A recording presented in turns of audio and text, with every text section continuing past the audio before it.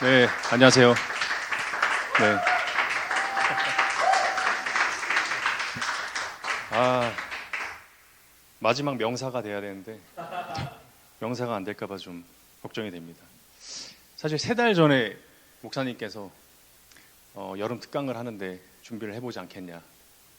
그래서 그냥 무턱대고 했어요. 그냥 큐티 묵상하듯이 한번 해보면 되지 않겠냐. 근데 힘들더라고요. 예, 참. 예. 근데 또 준비를 하면서 또 은혜가 있었고, 하나님의 또 부어지시는 또 은혜가 있어서 너무 감사했습니다.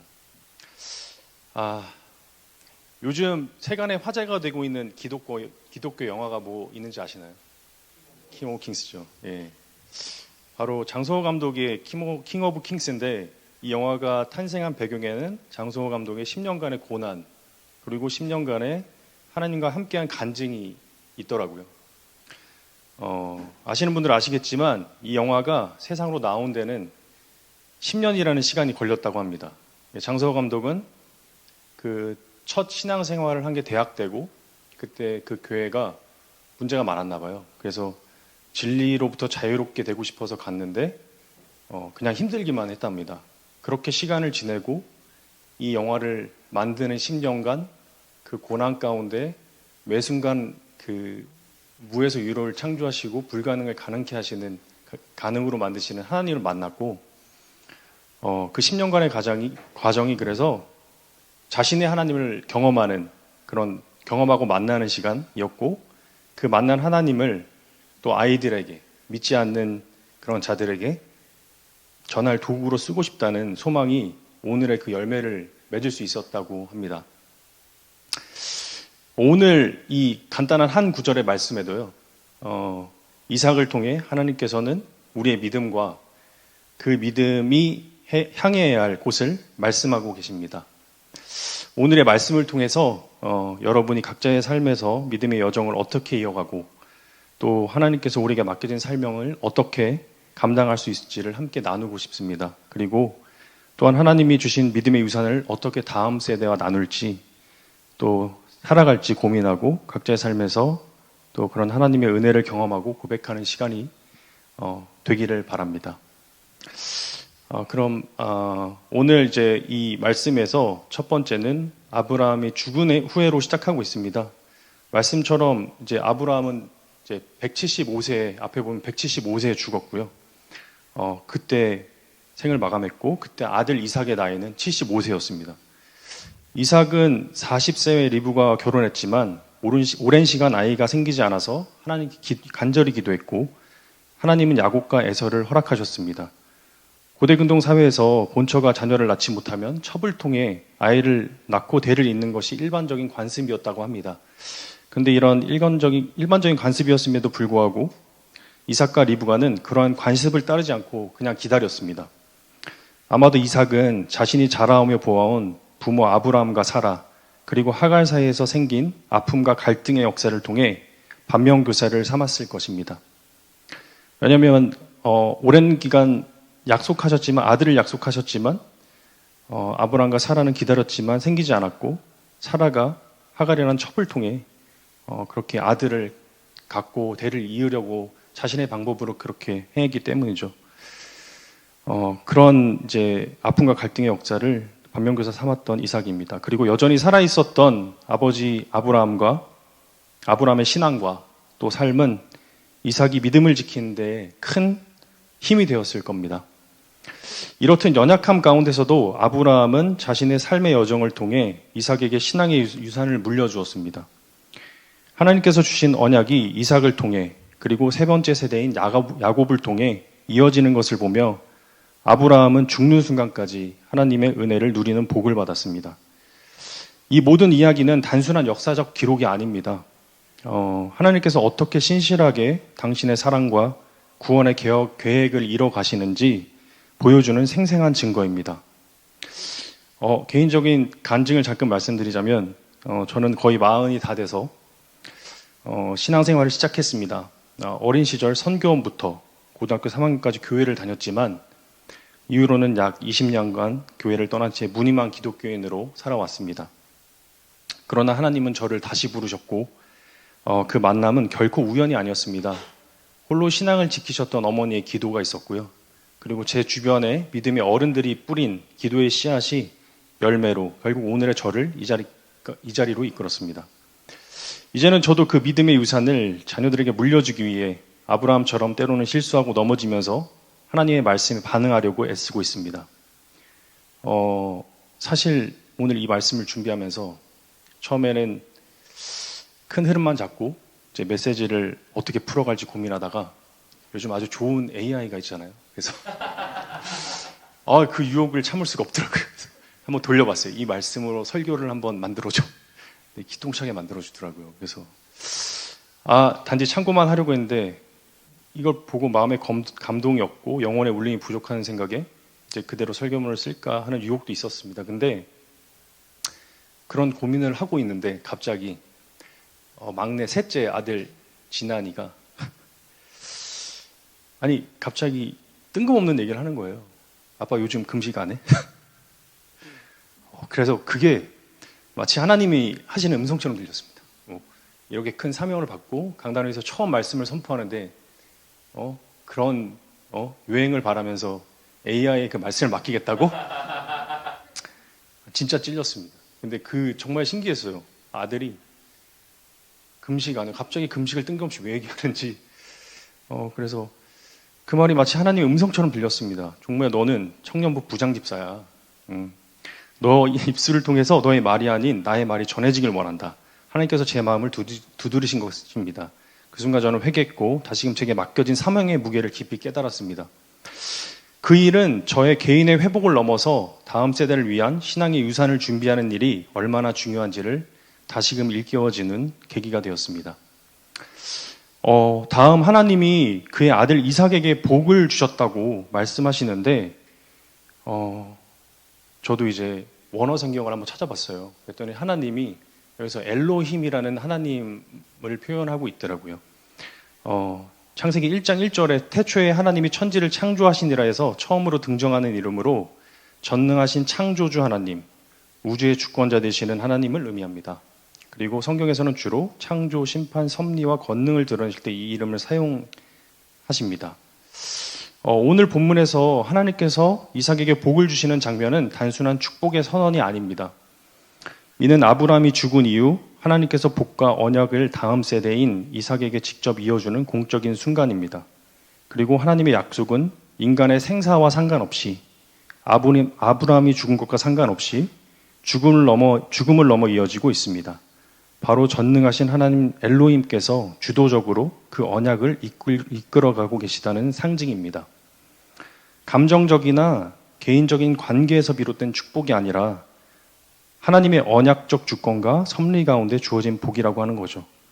근데 이 본문을 묵상하다가 이제 보면 볼수록 그 새로운 것들이 계속 이제 의문이 들더라고요.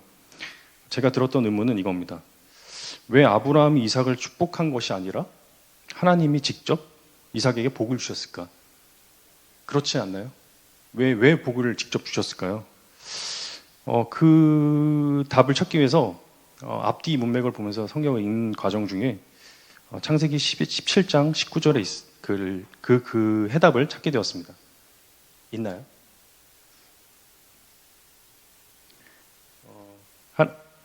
하나님이 이르시되 아니라 내 아내 사라가 내게 아들을 낳으리니 너는 그의 이름을 이삭이라 하라. 내가 그와 내 언약을 세우리니. 이 말씀에서 하나님께서는 이삭이 태어나기도 전에 그가 어떤 믿음을 가질지 여부와 상관없이 그와 언약을 세우시겠다고 말씀하십니다. 즉 믿음은 부모로부터 유전되는 것이 아니라 하나님께서 주권적으로 시작하는 것이라는 것을 알 수 있었습니다. 아브라함의 믿음은 아브라함과 하나님의 관계였고 또 이삭에게는 이삭과 하나님의 만남이 따로 필요했던 겁니다. 이 말씀을 묵상하면서 믿음은 하나님과의 인격적인 만남을 통해 시작된다는 사실이 참 따뜻하게 다가왔습니다. 하나님은 전능하시지만 우리에게 믿음을 억지로 강요하지는 않으십니다. 강요하지 않으시는 사랑, 기다려주시는 인격적인 그분의 사랑을 느끼게 되었습니다. 저는 새 아이의 아빠입니다. 놀라신 분 계신가요? 예. 첫째 아이는 지금 중3인데요. 사춘기의 정점을 지나서 이제는 좀 내려오고 있는 시기긴 한데, 그리고 저는 이삭처럼 모태신앙을 가진 사람은 아니고 세상의 쾌락을 실컷 누리다가 방황하다가 극적으로 하나님을 만나 회복된 사람이기 때문에 하나님이 나의 구원자라는 사실이 뚜렷하고 분명합니다. 그래서 아이들에게 나처럼 돌아가지 않고 어릴 때부터 하나님을 인격적으로 만났으면 좋겠다는 간절한 마음이 있었거든요. 그래서 전도 폭발도 하고 어린 자녀들에게 복음을 직접 전하고 성경 이야기도 들려주면서 신앙을 심으려고 애썼습니다. 근데 첫째 아이가 중1 때 1에서 2학년으로 갈 때였나요? 이런 말을 했습니다. 나는 엄마 아빠처럼 하나님에 대한 확신이 없어. 하나님이 정말 있는지도 잘 모르겠고 그리고 나중에는 교회 안 가고 싶어. 라는 말까지 했습니다. 지금도 이제 그때 생각이 나서 울먹거리는. 아니 너무 속상했어요. 막 그 초등학교 6학년 때까지는 정말 설교 말씀을 필기도 막 하면서 물어보면은 내용을 다 기억하고 다 얘기를 했는데 그런 아이가 갑자기 이런 얘기를 하니까 너무 충격이었어요. 정말 충격이 컸습니다. 눈물로 내가 어떻게 하나님을 만난지 이야기하고 설득도 해봤지만 쉽게 변하지 않는 아이의 마음을 보며 무척 속상하고 가슴이 아팠습니다. 지금 돌아보면 그 모든 노력과 말들이 결국엔 내가 믿게 하고 싶어서 한 강요였구나 하는 깨달음이 밀려왔습니다. 하나님이 인격적으로 만나주시기를 기다리기보다는 내가 어떻게 믿게 하려 했던 것이죠. 하지만 믿음은 결코 내 힘으로 물려줄 수 있는 것이 아니며 오직 하나님의 주권과 은혜로 이루어지는 것임을 다시금 깨닫게 되었습니다. 혹시 지금 이 순간 나는 하나님을 만났을까라는 의심을 갖는 분이 계신가요? 걱정하지 마십시오. 그리고 조급해하지 마십시오. 이삭도 75세에 자신의 하나님을 인격적으로 만났습니다. 왜 웃으시죠, 목사님? 맞지 않나요? 틀리진 않은 거죠. 예. 예수 그리스도를 예표하는 언양의 계승자로서 만났습니다. 75세에. 또한 우리에게는 그 길을 같이 걸을 믿음의 선배, 또 친구들이 있습니다. 그리고 무엇보다도 모든 것을 지켜보시며 가장 좋을 때, 완전한 때에 만나주실 하나님이 함께하고 계시다는 사실을 잊지 않으시길 바랍니다. 이렇듯 여러분, 우리의 믿음은 내가 누군가에게로 억지로 줄 수 있는 것이 아닙니다. 하나님께서 그 사람을 만나주시고 하나님의 때에 하나님의 방법으로 언약을 이루어 가시는 것입니다. 그렇게 우리는 조급해하지 않고 우리 삶 속에서 그리스도의 한계를 드러내는 것, 그것이 바로 믿음의 유산을 준비하는 삶이라는 사실을 오늘의 말씀을 통해 다시 한번 붙잡게 됩니다. 그들의 믿음은 내가 만들어주는 것이 아니고 하나님이 일하시는 그 놀라운 시간 속에서 함께 기다리고 인내하고 또 삶으로 보여주는 것, 그것이 바로 우리에게 맡겨진 신학의 유산을 전수하는 사명임을 믿습니다.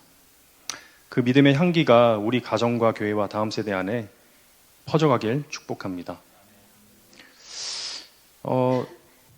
사실 오늘 청년부 말씀을 준비하면서 이삭의 부엘라 헤로이가 아니라 하갈의 부엘라 헤로이를 중심으로 말씀을 나누려고 했습니다.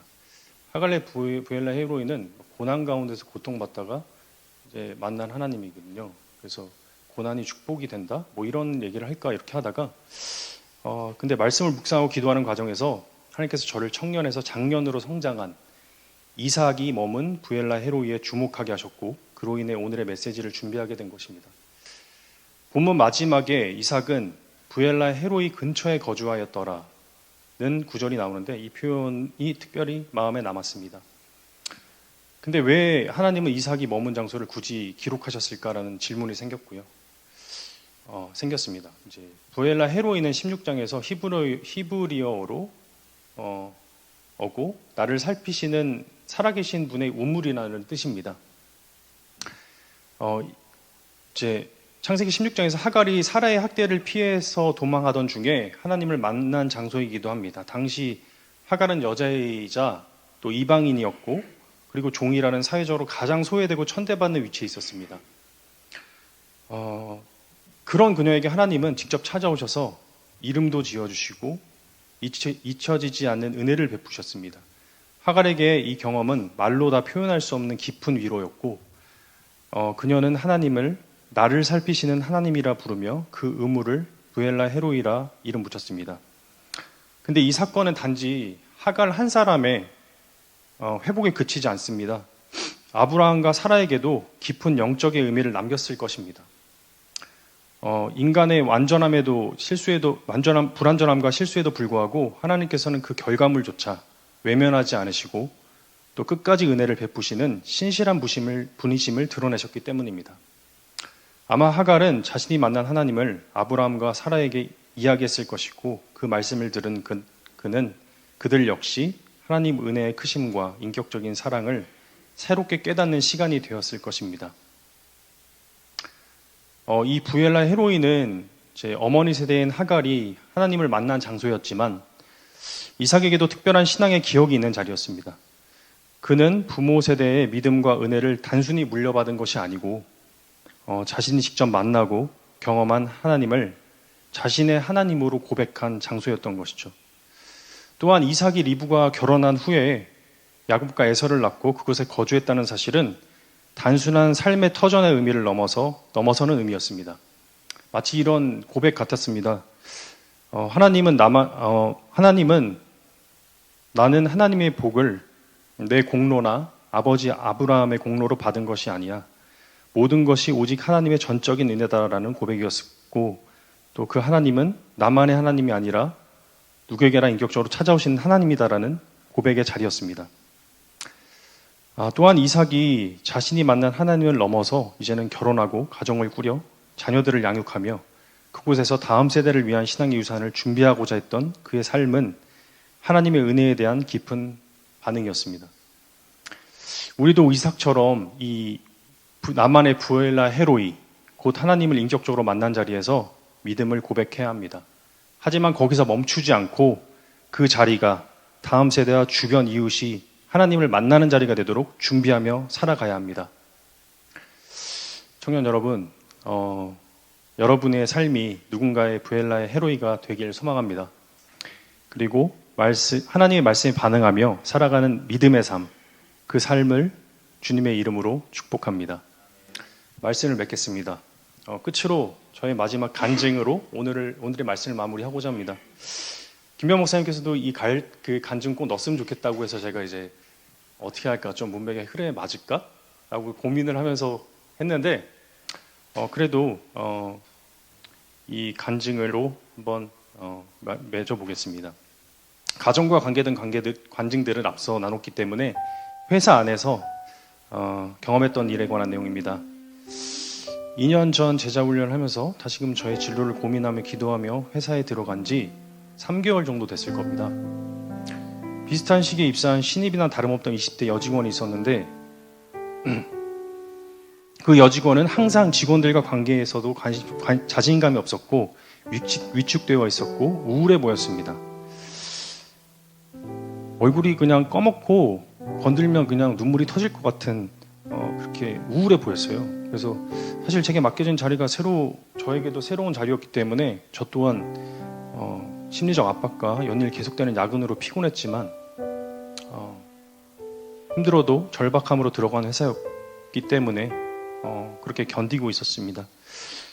자꾸 그 청년이 근데 마음에 쓰였어요. 그렇게 안쓰러운 마음으로 매일 아침 안부를 묻던 어느 날 그만 퇴사하기로 했다는 얘기를 들었습니다. 3개월밖에 안 되는데요. 그 청년은 잠시 회의실에서 저에게 얘기 나누길 청했고 나가기로 한 이유는 그냥 적응이 되지 않아서라고 하더라고요. 근데 그런 얘기를 했습니다. 그 시기에 회사 생활하면서 너무나도 힘든 거를 잘 알고 있다. 나도 그렇고 지금도 그렇다. 근데 그 짓눌렸던 마음의 짐이 얼마나 크고 힘든 건 줄 공감하며 얘기를 듣고 많은 얘기를 하지도 않았습니다. 뭐 신앙적인 얘기, 교회 얘기를 그렇게 부담스럽게는 하진 않았습니다. 마음의 부담이 얼마나 큰지 알고 나도 지금 너무 힘들고 죽겠는데 나는 근데 어떻게 버티고 이겨내야 되는지 알아. 그랬더니 물어보는 거예요. 뭔데요? 제 대답은 뭐였을까요? 예수님이었습니다. 그냥 이상한 것 같기도 했지만 그냥 전하고 싶었습니다. 그 친구는 고등학교 시절 기독교 학교를 나왔지만 가까운 동네에 있는 학교에 다녔기에 많이는 들어봤지만 잘 모른다고 했습니다. 길게 전할 수는 없지만 짧게 예수님이 어떤 분인지 전했죠. 갑자기 계속 눈물이 그렁그렁하던 얼굴에서 눈물이 터졌습니다. 그렇게 위로하고 예수님을 전하고 나와 다시 자리에 앉았는데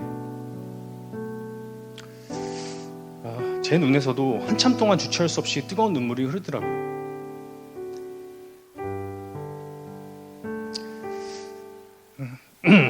그 눈물이 하나님 아버지의 마음이었고 동시에 기쁨 같았습니다. 그 예수님을 들은 그 친구가 하나님을 인격적으로 만났는지 그곳이 그 여직원의 부엘라 헤로이가 되었는지는 잘 모르겠지만 그것이 씨앗이 돼서 정말 진리로부터 자유케 하실 예수님을 만났기를 간절히 소망해 봅니다. 저에게도 그곳이 부엘라 헤로이가 되었죠. 하나님과 추억이 있는 장소가 되었습니다. 청년 여러분, 우리는 모두 각자 자리에서 하나님의 복음을 증거하는 역할을 맡은 사람들입니다. 이제 여러분의 삶이 그 자체로 부엘라 헤로이가 되어 하나님을 경험하고 고백하는 자리가 되길 소망합니다. 지금 여러분 마음속에 있는 고민과 아픔들, 그리고 하나님을 더 깊이 경험하고 싶은 간절한 마음을 주님께 드리며 결단하십시오. 하나님의 주권 아래 우리의 삶을 맡기고 다음 세대와 이웃에게 믿음의 유산을 물려주는 사명을 다할 준비가 되어 있습니까? 하나님께서 여러분 각자의 삶 속에서 일하시길 간절히 소망합니다. 믿음의 유산을 준비하는 삶을 결단합시다. 네, 이상이고 오늘의 말씀을 기억하면서 준비한 찬양을 부르는 후 기도의 자리로 나아가겠습니다.